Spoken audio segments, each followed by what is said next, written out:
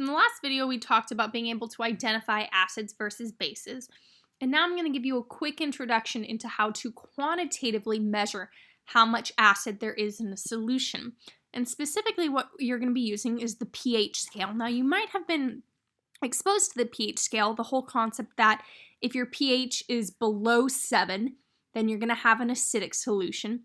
If it's above 7, you're going to have a basic solution. And if it's at 7, then you have a neutral solution. Well, we're going to actually be able to calculate the concentration of hydrogen ions based on the pH scale now. So pH actually stands for power of hydronium, which is the same thing as saying hydrogen ions. And the reason why the pH scale is important is because the concentration of hydrogen ions we're going to be measuring is going to be very, very small. And what the pH allows you to do, the pH scale allows you to take really small numbers and makes them between about 0 to 14. So it makes them much more manageable. So a couple of formulas. Here I've got that my pH equals the negative log of my concentration of H+. All right, and we're going to be talking about how to get rid of that log in a second because it's going to require some algebra 2 work that you guys might not have been exposed to, but it's totally manageable, okay? So that's your pH right there. Your pOH is the same thing except it's the negative log of your concentration of OH minus instead of the negative log of your concentration of H+. And then finally, your pH plus your pOH, that equals 14.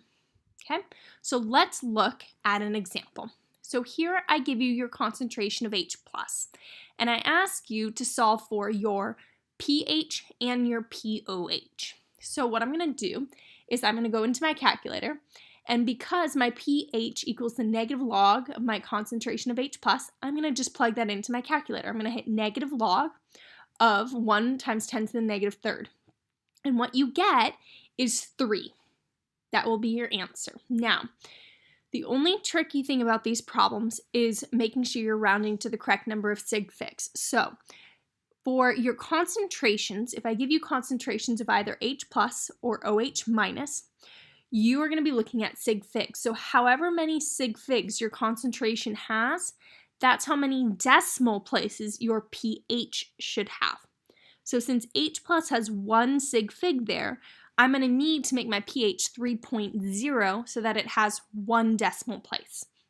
Now, since I know that the pH plus the pOH equals 14, I can take 14 and subtract 3.0 from that in order to get my pOH, which is 11.0. Okay? Let's look at a slightly trickier problem. What if instead of giving you concentration of H+, what if I give you your pH and I ask for your concentration of OH minus? Well, I can first determine my pOH. I just need to take 14 and subtract 2 from it, so I get 12.0. Okay. Now comes the part of getting rid of your log. So if you look at your formula for pOH, it tells you pOH equals the negative log of your concentration of OH minus. So I'm trying to get OH minus all by itself. So what I'm going to do is I'm going to try and get the log of OH minus all by itself. So I'm going to move that negative sign over, and what that would give me in this problem would be negative 12. Okay, so negative 12 equals my log of OH minus.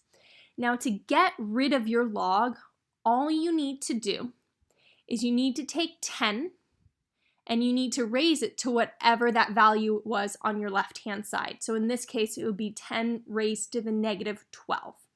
Because what you don't see here is the way that a log is actually supposed to be written is negative log of, and there's a little number between log and OH minus, and then we call that base 10. So it's going to be 10 raised to the negative, whatever my pOH is, that's going to give me my concentration of OH minus. So that's the hard algebra 2 part of this.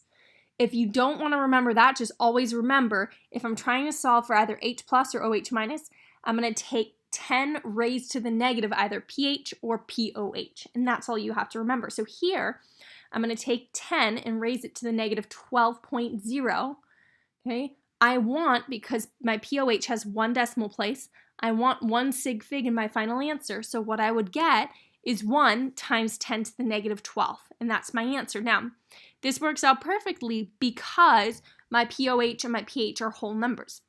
What if they're not? And they're not going to be in some of the practice problems you guys are doing.